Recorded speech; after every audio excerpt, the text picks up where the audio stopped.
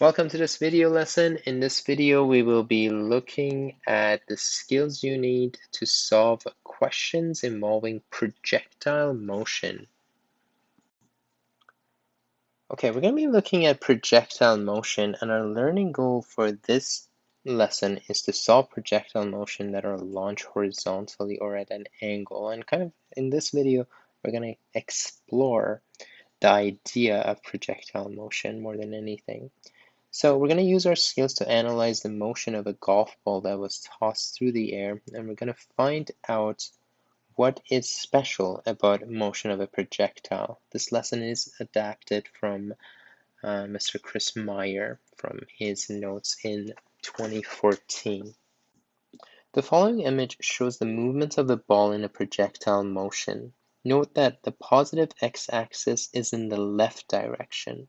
The x and y components of the position of the ball are measured by Mr. Shateri and recorded below for every second image.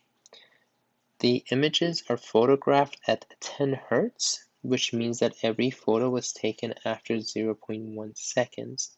The uncertainty for time was negligible and therefore not included.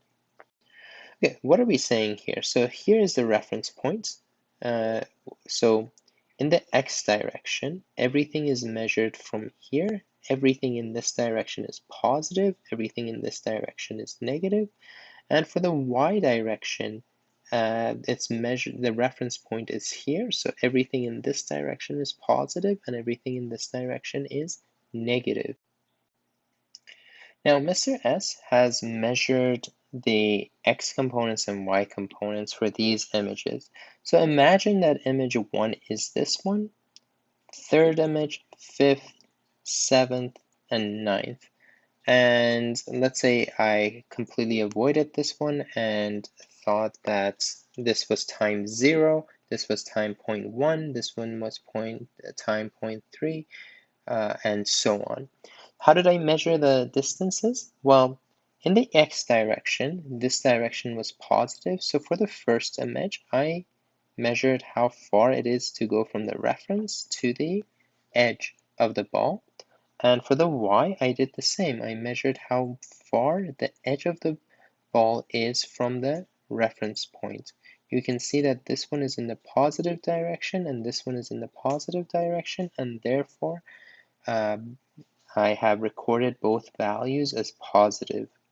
Also note that I have uncertainty here, so I have my value as 0.7, but it's difficult to really measure everything because should you be measuring from the center of the ball, from the edge, or which section? So in this case, I've included adding all possibilities of uncertainties. I added approximately 0.2 centimeters of uncertainty to all my values.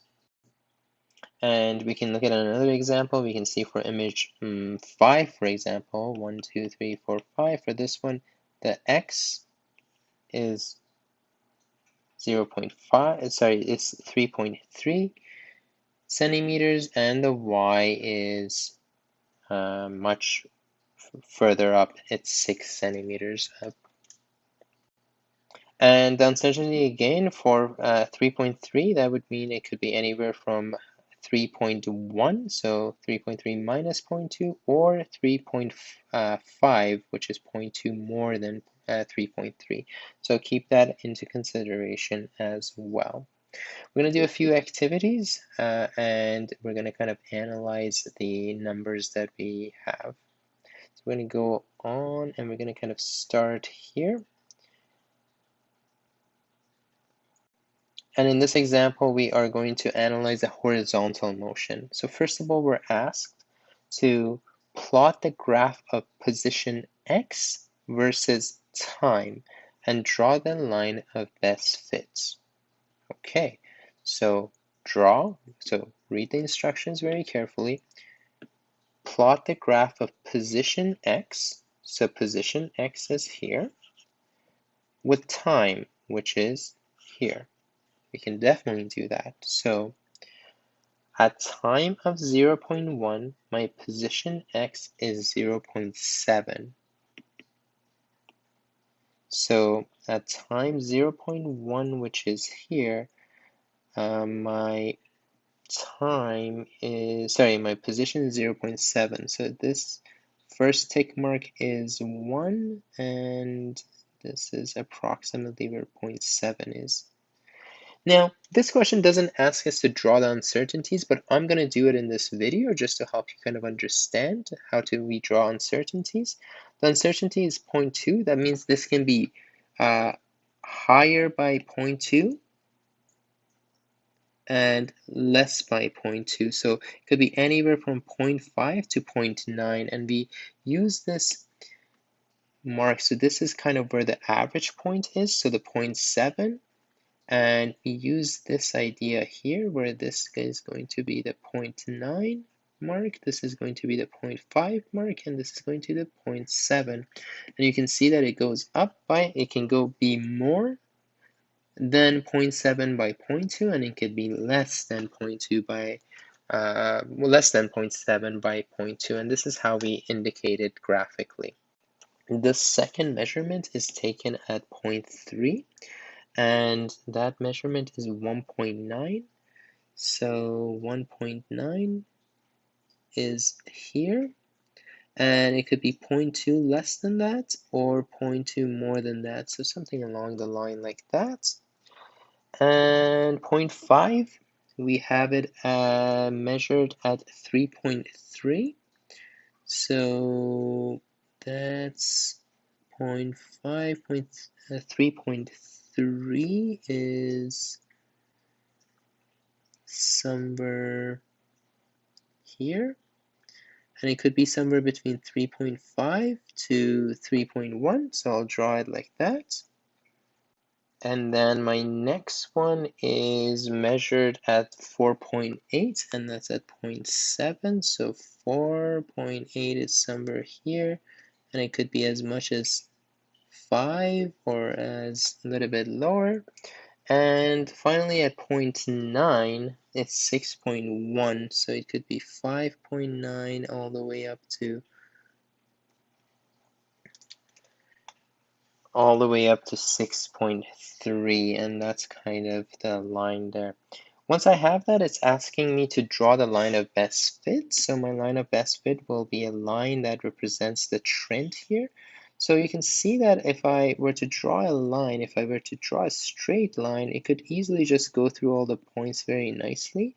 So I don't have to curve this, so I don't have to go in this direction or that direction or curve it. I can just draw a nice straight line that will connect everything together. And I will do that with purple. And we can see that, there we go. It's not the best line, but hand drawn, it's not too bad.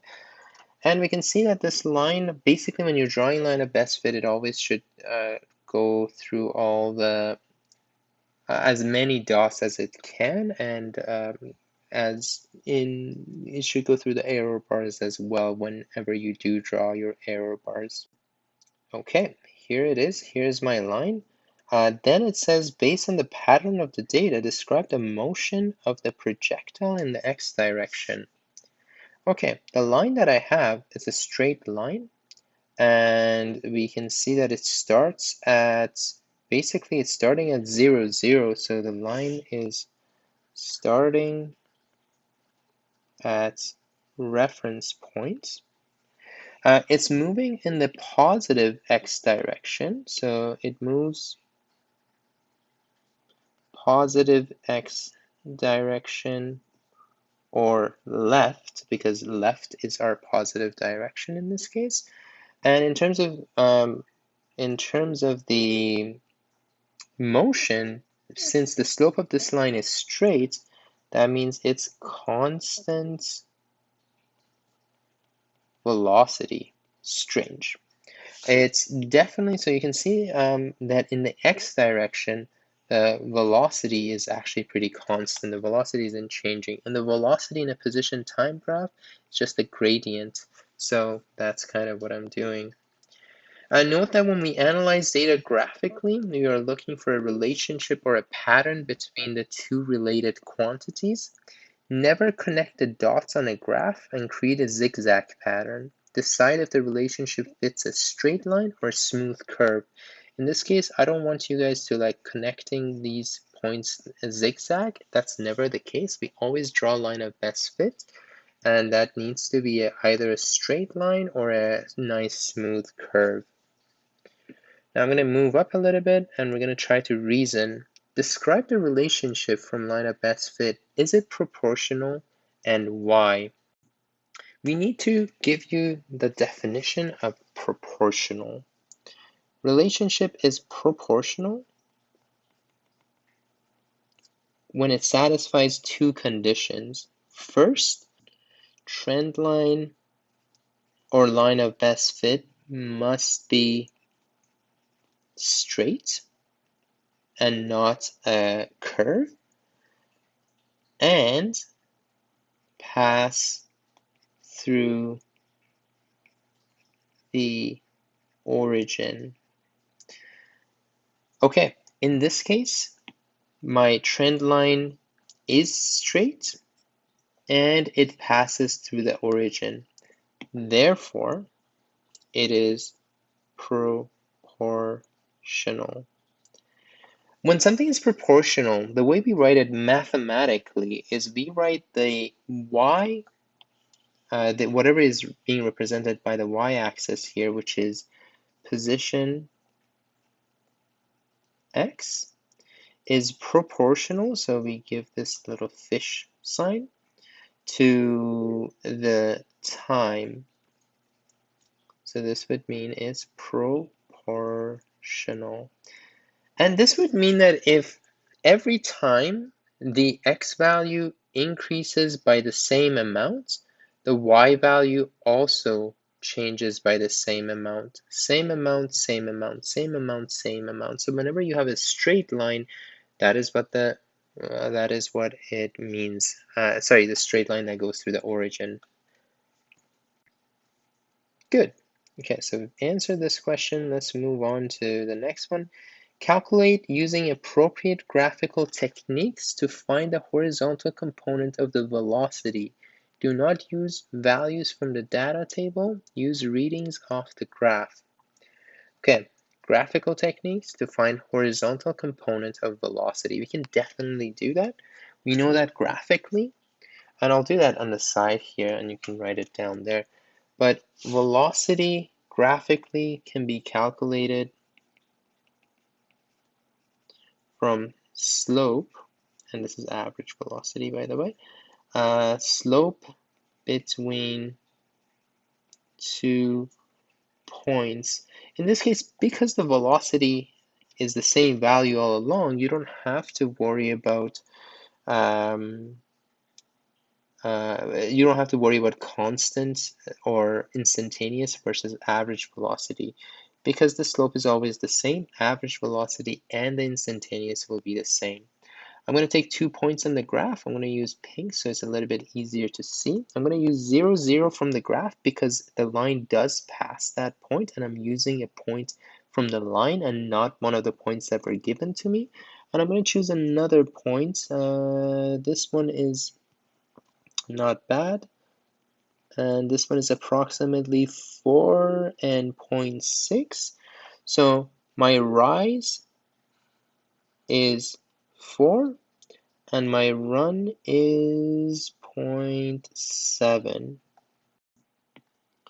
Okay, so velocity average in the x direction is going to equal to rise over run.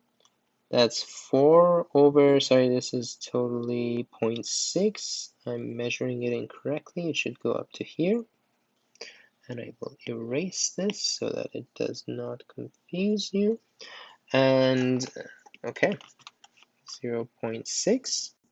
And my calculator will give me this as 0.666 repeated. And I'm going to go 1 decimal. The time is given in 1 decimal places, so I'm going to round this to, sorry, this is 6.666, and this would be approximately 7 meters per second in the positive x direction.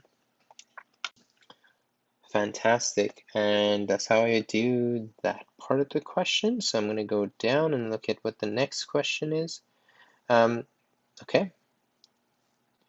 It says, Kevin says, this graph shows that there are no significant acceleration acting in the horizontal direction. Do you agree or disagree, and explain? And what can we conclude about the effect of air resistance?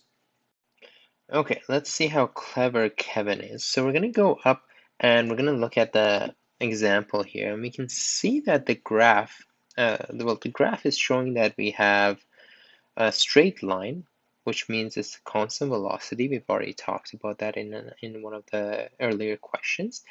And if it's constant velocity, that means that there is no change in velocity. That means velocity isn't changing. And if velocity isn't changing, by definition, there can't be any acceleration. Acceleration needs a change in velocity. Since there's no change in velocity, that means there is no acceleration. So going back up, so there's no significant acceleration. This is definitely true because there's no change in velocity, and acceleration requires a change in velocity with time. And in this case, there isn't, so this is definitely true. What can we conclude about effective air resistance? Well, if there was air resistance, the object will slow down. And in this case, the object isn't slowing down. The velocity in this case is the same. Therefore, there's no air resistance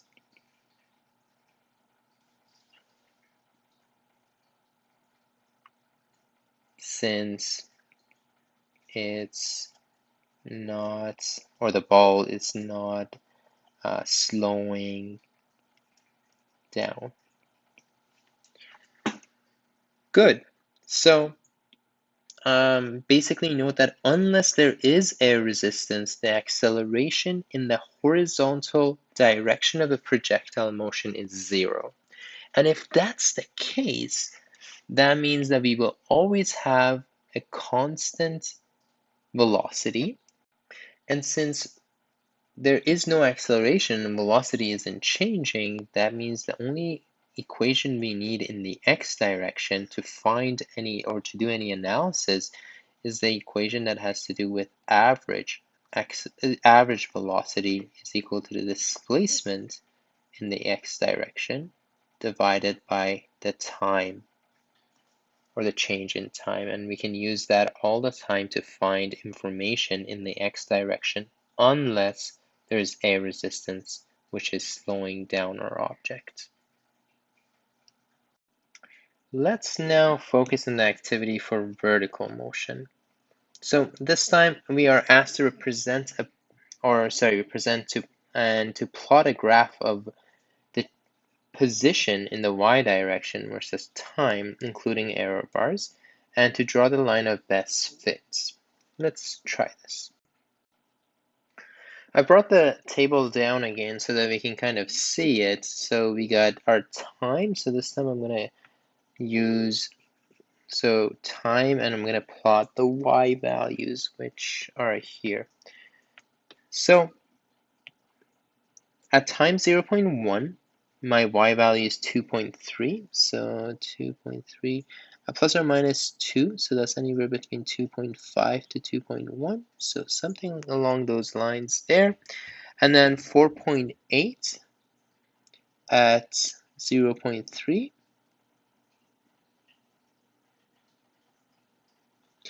something like that. And then 0.5, we got 6, so somewhere between 6.2 and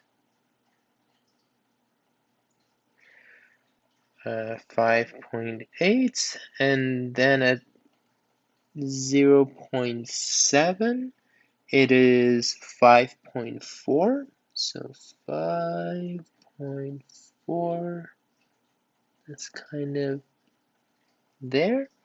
And finally at 0.9, it is a 3.2. So I definitely drew this one in an incorrect position, so I'm going to do that. I'll erase this one and add 0.9, 3.2, so that's from 3 to 3.4.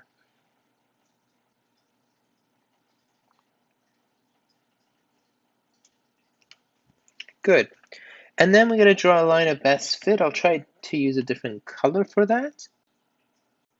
And our line of best fit for sure is not a straight line, but it will look something like, if I do a nice curve, it will look something like this. So you can see it's more like a parabola right now. It is actually a parabola. And that's what we can see. So now I'm going to see if I can move the table here. Good. And Sophia says this graph shows evidence of a downward acceleration. Do you agree or disagree with Emmy? It's Sophia.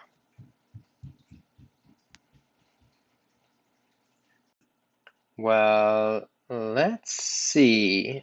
So object initially, so this is the position. This is how the velocity, sorry, this is how the position of the object is changing with respect to time. So initially it's at the reference point, and then it goes in the positive direction, and about halfway, it's going to be approximately in its top position, and then it starts to drop again.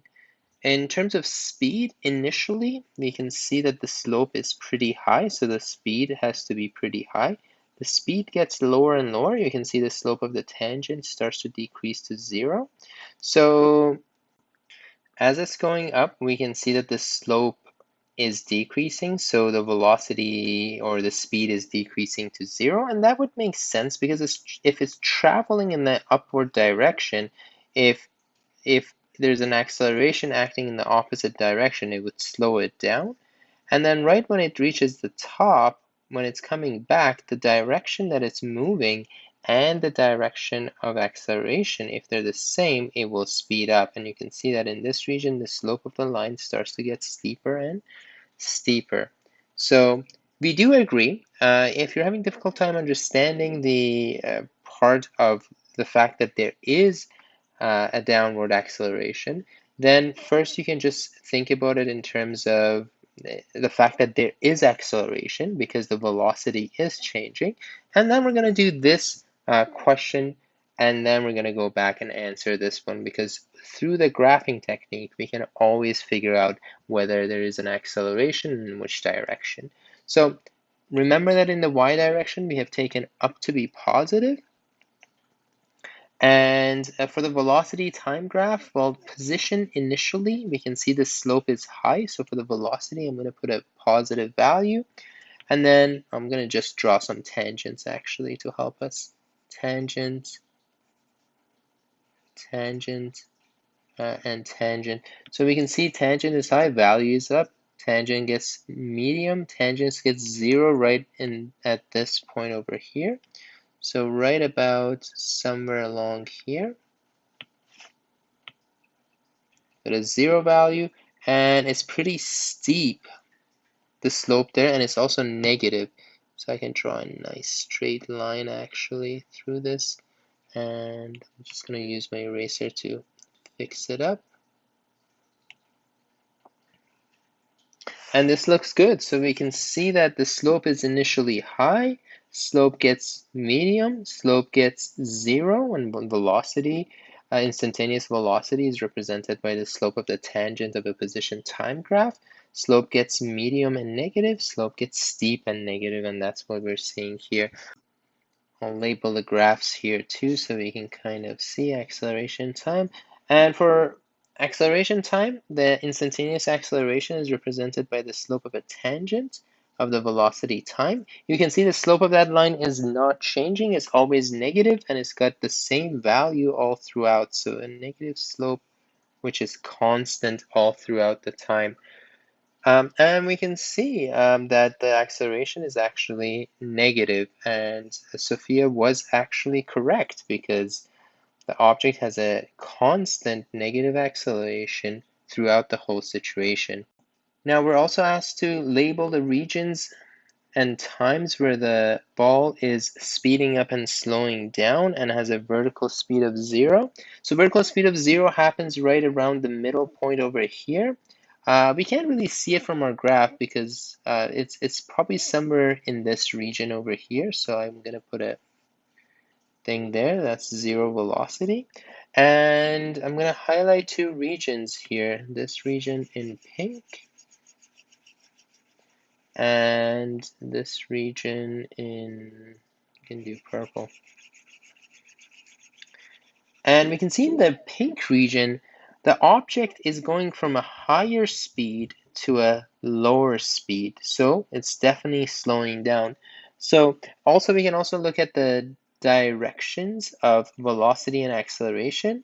Velocity is positive, acceleration is negative, therefore it is. They're opposite, and this is slowing down.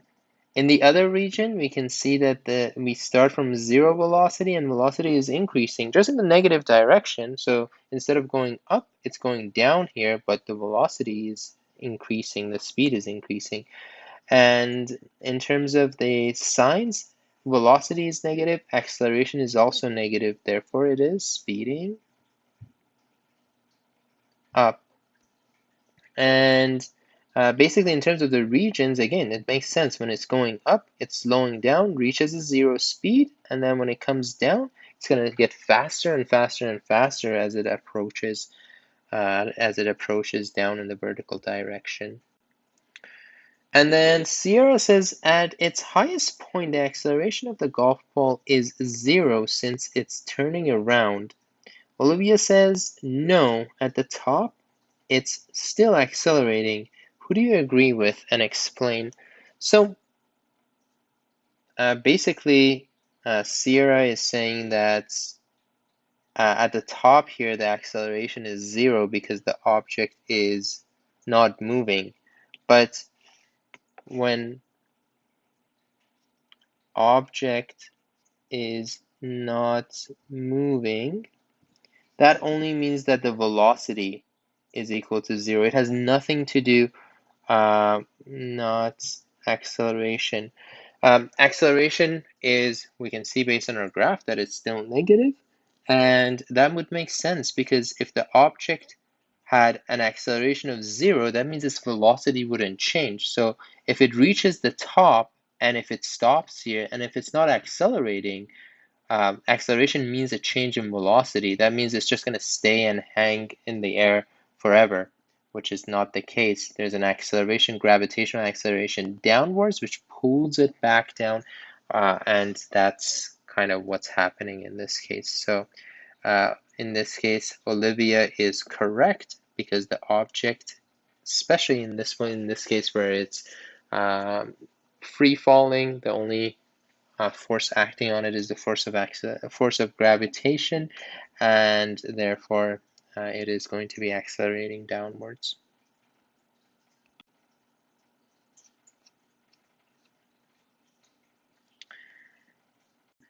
Okay, we're going to do a kind of like a summary in this section of kind of the investigation. So based on the investigation, we realized a few things. One, that when an object is undergoing horizontal motion, unless there's a air resistance, there's nothing to slow it down or speed it up. So if it's traveling at a certain velocity in this direction, it's going to keep going in this direction at the same velocity the whole time.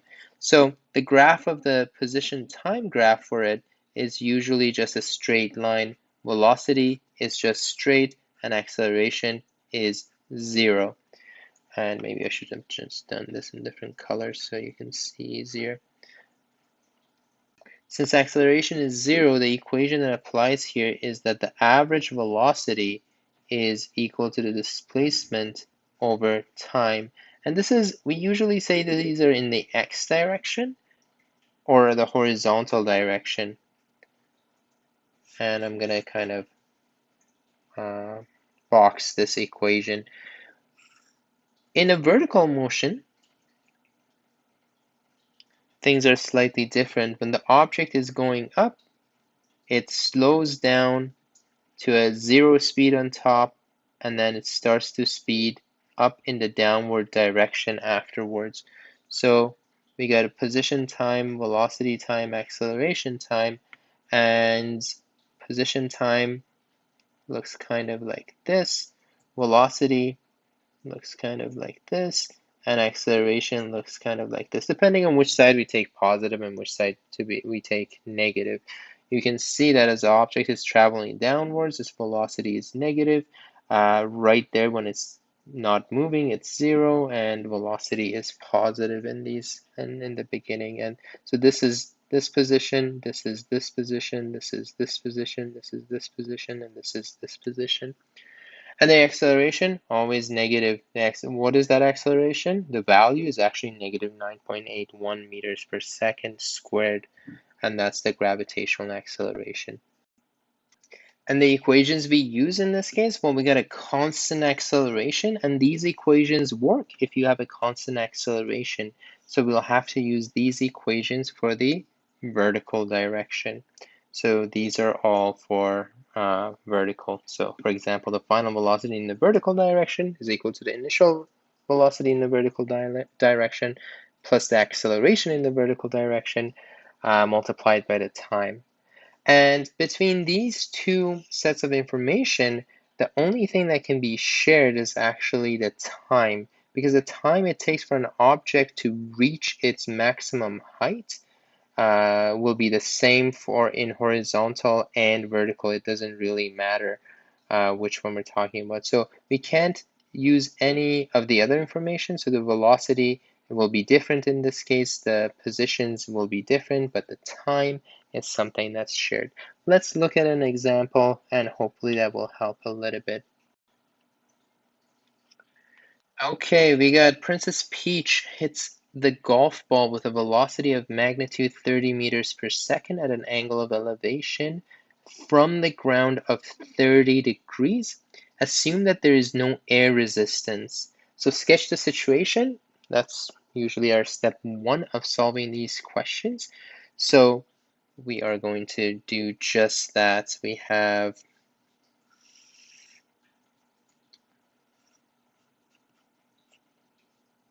actually maybe more.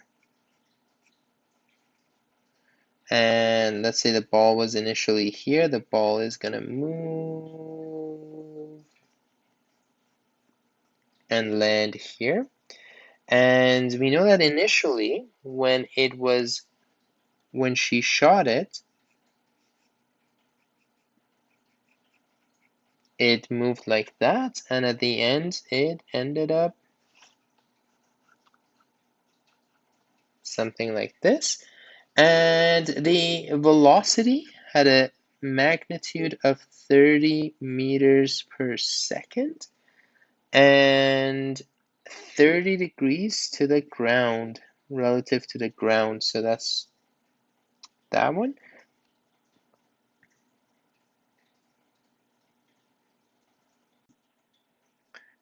Good. And this is what we're going to call stage 1.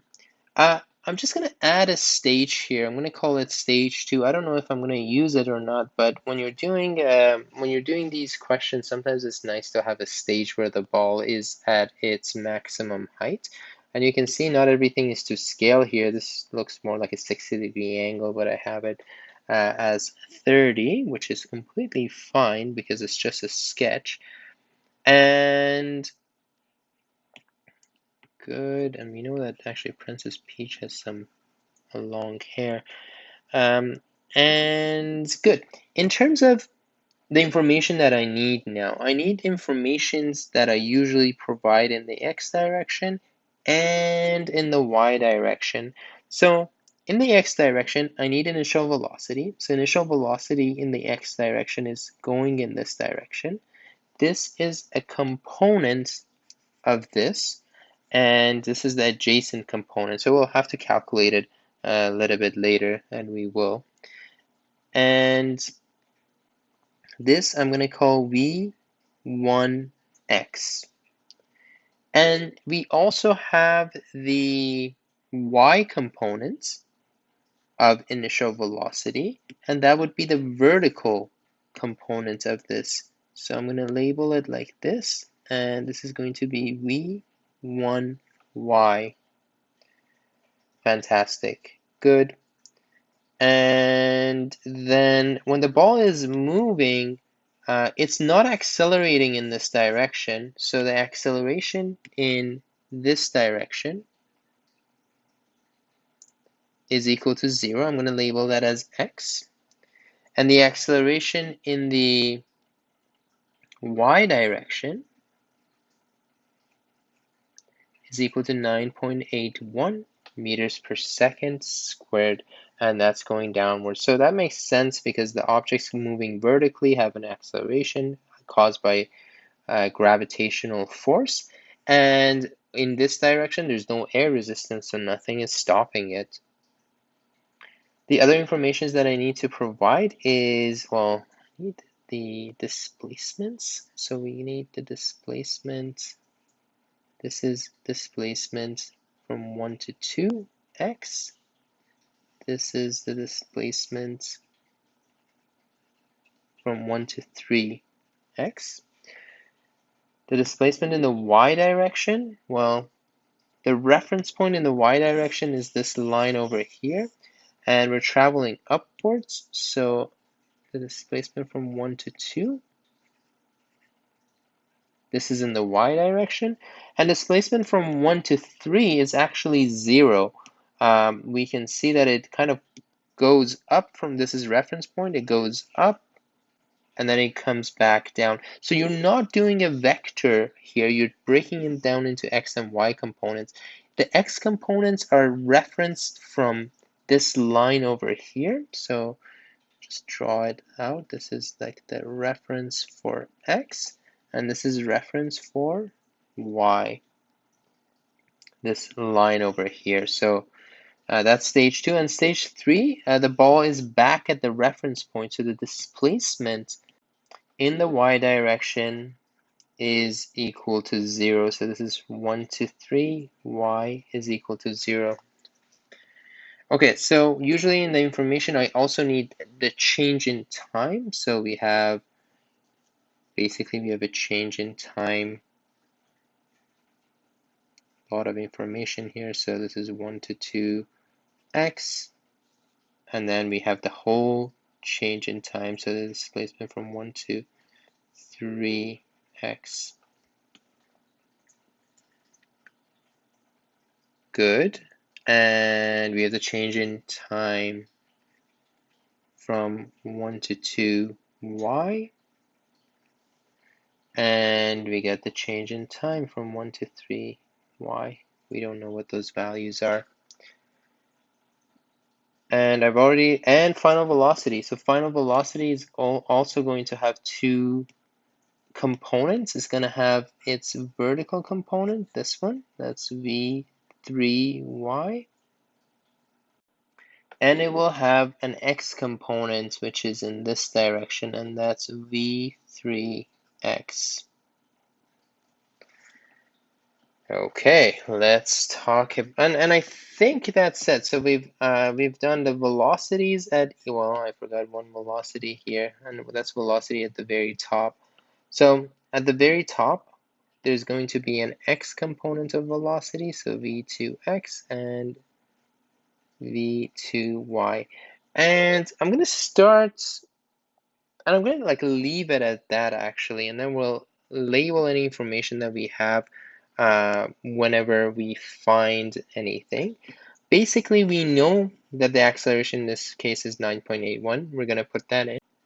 We know that the acceleration in this direction is always 0, so we've put that in. So that's stage from 1 all the way to 3. We also know the velocity y, the velocity in the upward direction for the ball at this stage is actually 0. But we don't know what the value is in this direction. We know the ball is going in the y direction is just slowing down to 0, but in this direction it just keeps moving at the same speed. That speed isn't changing, so this speed, and this speed are all going to be the exact same value. Okay, let us answer some of the questions. It says sketch the horizontal and vertical motion of the golf ball. And we have a set of graphs here to do that. So I'm going to actually zoom out so that we can actually see everything in the question. And we're going to start with, we're going to call these ones horizontal and these ones vertical. And we're going to have position, velocity, and acceleration time graphs. Okay, so for the position, in the x direction, this is our reference point. So we start at 0. And sorry, I'm calling it horizontal and vertical. You can also do x and y. And we also need a positive sign convention. I'm going to take up to be positive, and I'm going to take right to be positive. And I'm going to highlight this set of information. For my position in the x direction, I start here. The ball at stage 2 has moved this much to the right, and then at this stage, this much to the right. Right of my reference point is positive, so I'm dealing with positive values. So about halfway, I've moved this much, and about halfway later, I've moved about this much. My velocity, well, my velocity is not changing. My velocity in the x direction, there's nothing to slow down the ball, so the ball is going to move at the same velocity throughout this whole situation, only in the x direction. So in the x direction, my velocity is going to, and since it's moving to the right, it's going to be positive and constant. That means this line is going to be positive and constant, and I'm going to label position 1, 2, 3, 1, 2, 3. And my acceleration is 0 because there's nothing slowing down, and that's what we figured out in our investigation that we just did in the above line. So my acceleration is 0, stage 1, 2, and 3, only in the x direction. Okay, so I've done everything in the x direction. Now let's focus in the y direction. In the y direction, my initial position is here, and this is the reference point, so I'm going to start right at 0. My position at stage 2, that's above my reference point, and above everything is positive, so I'll be somewhere here. That's stage 2, stage 1. And at the very end, I'm back to the reference point. This is my reference point in the y direction. So I'm going to be back at here, and I'm going to write 3. My velocity. My velocity in the y direction, it starts at a high velocity. It slows down as I get to the very top, and then starts to speed up as it goes down again. Initially, it's moving in the upward direction with a high positive speed. At stage 2, it reaches a 0 velocity, and at the very end, it is at a negative velocity. So I'm going to draw this out. Stage 1, stage 2, stage 3. Slope here represents the acceleration. The acceleration is negative. That makes sense because the acceleration throughout this whole situation is constant, and it has a value of 9.81. You can see that positive is up, this is acting downwards, and that makes sense. In terms of the slope and how the curve here looks like, whether it's like this or whether it's like this, well, velocity is high, that means the tangent here will have a high value. Tangent here will have a 0 value. Tangent here will have a negative value at the very end. So you can see that it's a negative velocity. So we connect, we connect, we connect, and we get a nice curve like this, which is exactly what you guys did earlier with the question. So if we go back, you can see that velocity time graphs looks like this. And that's if you take up to be positive, and the position time graph for the x direction is just a straight line. Okay, we've done this part. Then it says find the horizontal and vertical components of the initial velocity of the ball. So I'm going to go back a little bit just to read the question. It says Princess Peach hits the ball with a velocity of magnitude 30 meters at an angle of elevation of 30 degrees. Okay, so going back, I'm going to zoom into here and I'm going to draw out the situation. So she's hitting it so that it has a magnitude of 30 and it's launched at an angle of 30 degrees. It's going to have two components. It's going to have an x component and it's going to have a y component. The y component is the vertical and the x component is the horizontal. So we got x, y. This is the directions we're taking positive. So this v1y and this is going to be v1x. v1x in terms of direction, it's going the same direction as my positive, so I'm going to use a positive value. This side is adjacent to my angle, and for adjacent, I use cosine, so this is going to be 30 cosine 30. Put that on my calculator, I'm going to get 25.98076, and only one significant figure, so it's going to be actually 30 meters per second in that direction. Basically, in the next few steps, I have to still use the exact value, but I have to round my answer to the proper number of significant figures. And this is in the right direction.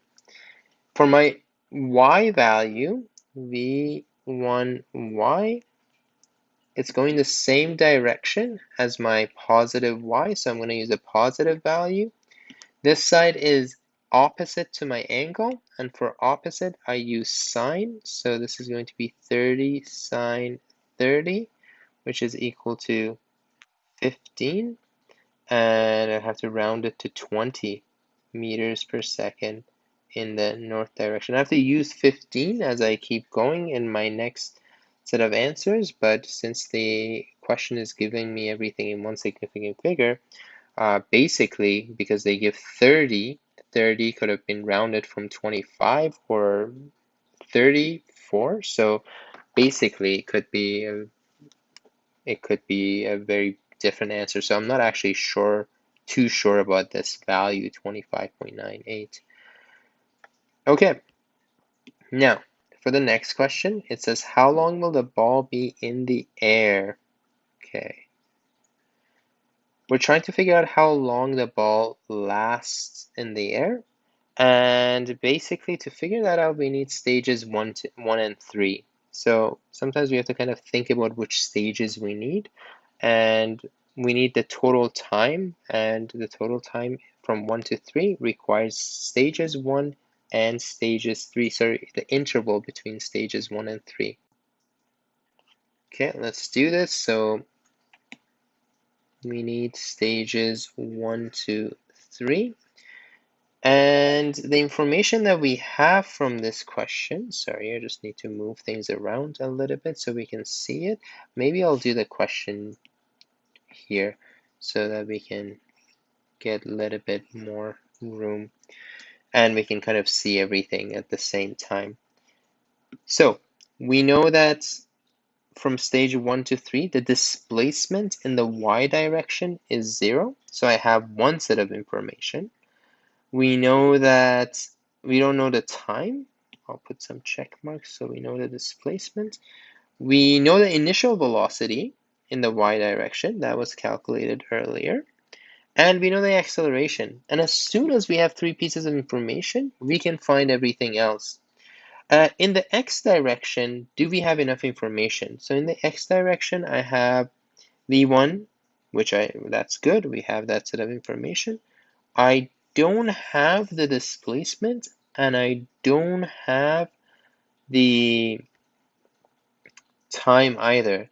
And the only equation in the horizontal direction is that we usually use is that average velocity is displacement over time.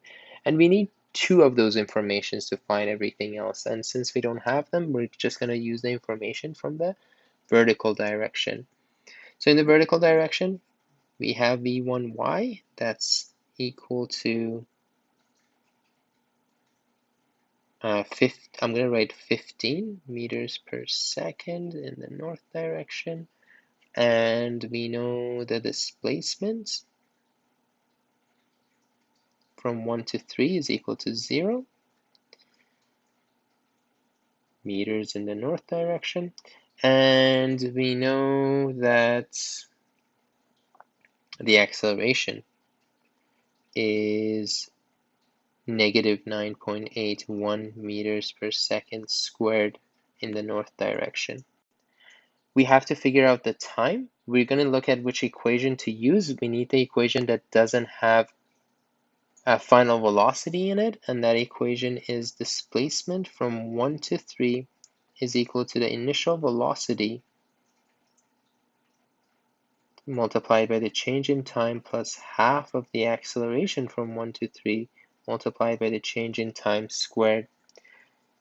Since the displacement is 0, 0 is equal to v1, 15, times the change in time plus 1/2 the acceleration, negative 9.81, and then we get the delta t squared. We'll keep going. I'm gonna rearrange this. Actually, no, I'll keep it the same. I'll get 0. I'll factor out delta t, and I'm gonna get 15. And 1/2 times 9.81, that's 4.905 delta t.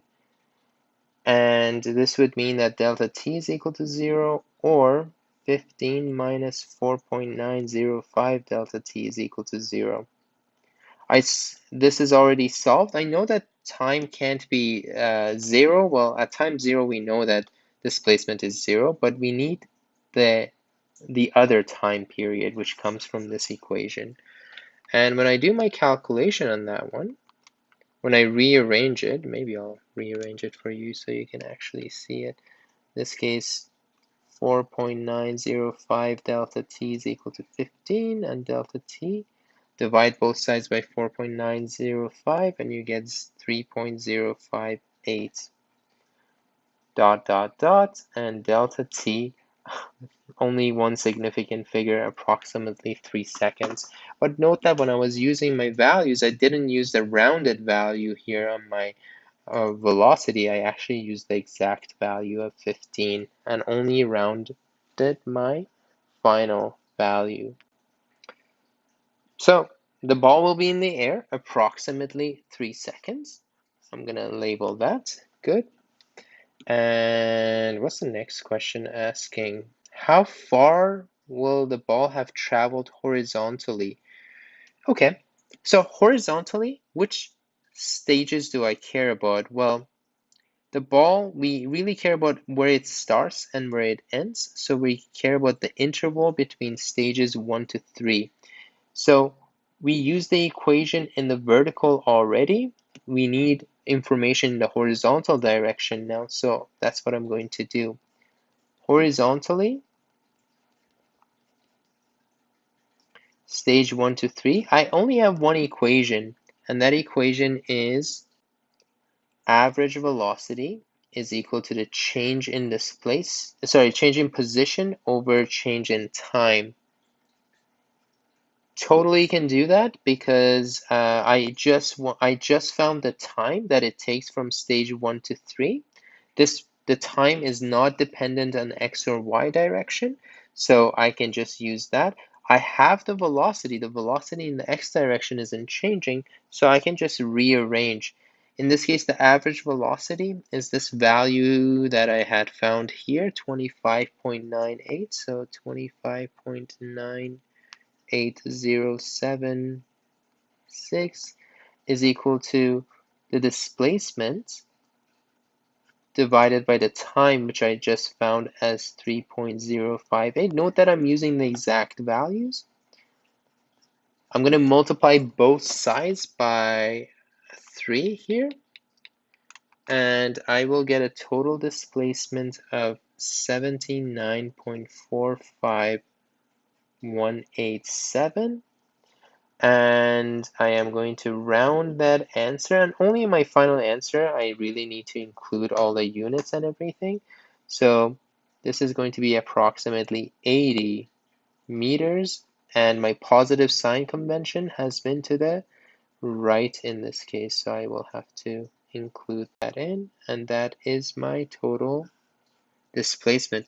I think the question is just saying how far it has traveled, so you don't even have to include the direction here, so you can just say that it's traveled 80 meters as your final answer. Finally, the last question is asking what is the maximum height of the ball? And I'm going to do that in red maybe, so you can kind of see the difference in the question. That's part E.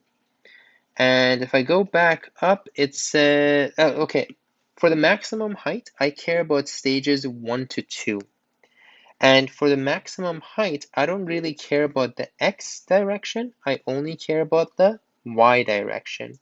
So in the y direction, let's see what informations I have. I know that I'm going to use, maybe I'll use blue actually, just to distinguish the colors. I have the final velocity in the y direction. I have the initial velocity in the y direction. That's v1, y isn't changing. That's this one over here. And I have the acceleration in that direction. So I can find the height just based on those set of information. Let's do it. So I'll write the information down first. So v1y is equal to, that's going 15 meters per second in the upward direction.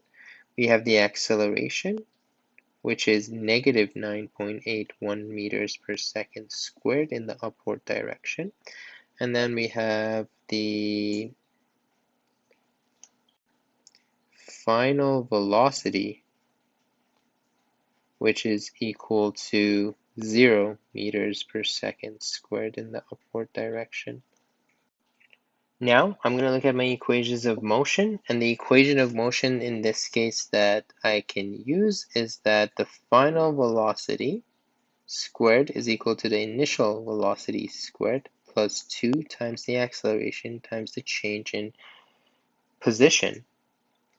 And this is 1 to 2, and that's 1 to 2. Let's plug in the values. So the final velocity is 0.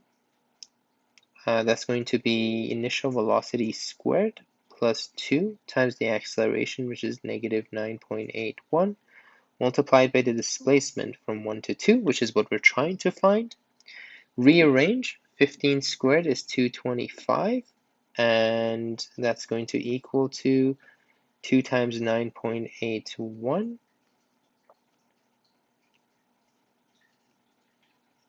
And I'm going to divide both sides by 19.62.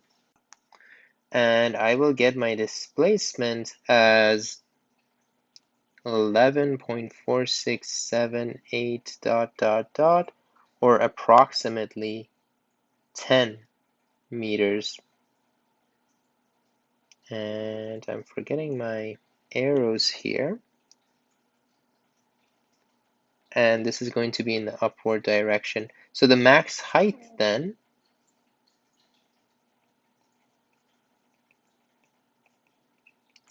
is approximately 10 meters.